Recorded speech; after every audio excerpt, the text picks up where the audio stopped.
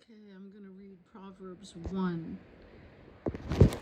And I'm reading out of a New Revised Standard Version. This is from the copyright 1989. And I switch around from different translations, so each one has its own benefits. I do not use the NIV. I just don't use that one ever. I don't even want them in my house. And I know that kind of probably sounds strange, but there was information released years and years ago about how that translation came to be, who was on it, on the deciding board. So that's the one I do not use. Okay, Proverbs 1. The Proverbs of Solomon, son of David, king of Israel.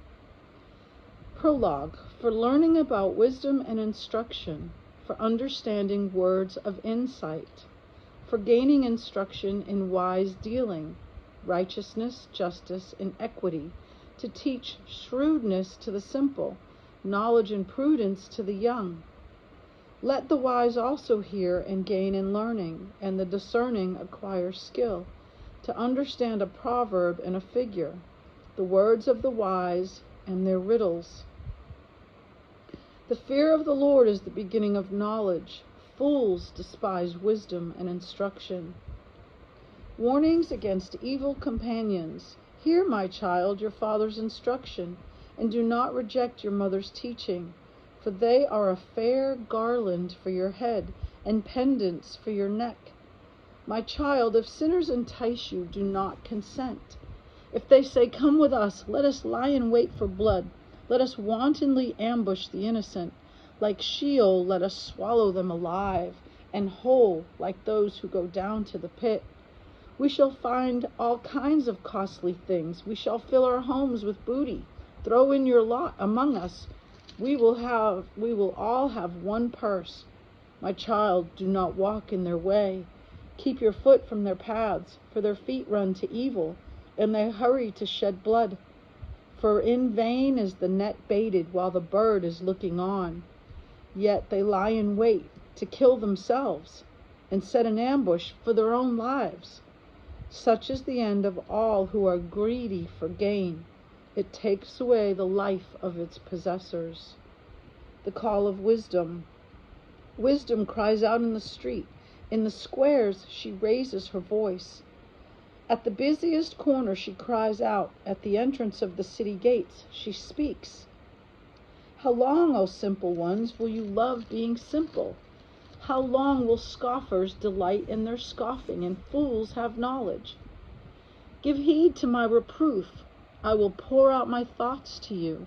I will make my words known to you, because I will make my words known to you. Because I have called and you refused, have stretched out my hand and no one heeded, and because you have ignored all my counsel and would have none of my reproof, I also will laugh at your calamity. I will mock when panic strikes you, when panic strikes you like a storm, and your calamity comes like a whirlwind, when distress and anguish come upon you. Then they will call upon me, but I will not answer.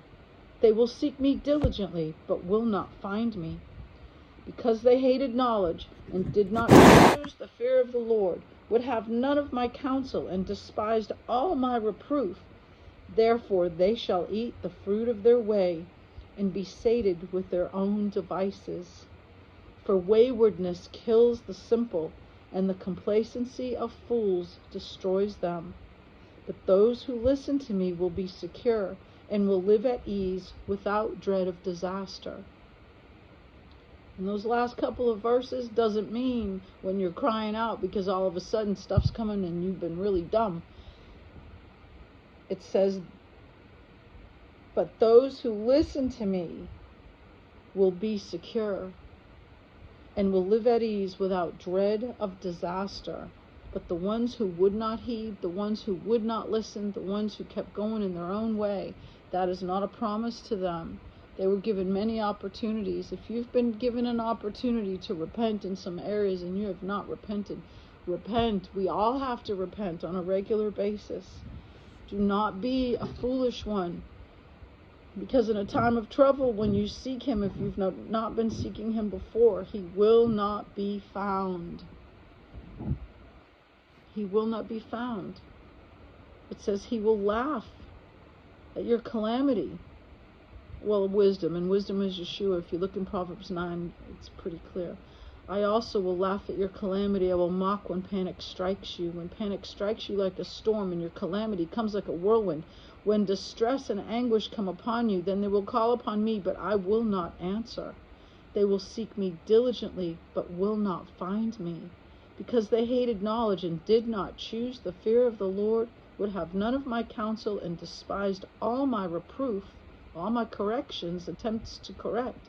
Therefore they shall eat the fruit of their way, and be sated with their own devices. For waywardness kills the simple, and the complacency of fools destroys them. But those who listen to me will be secure, and will live at ease without dread of disaster. May we be standing and found to be listening to the voice of wisdom. Shalom.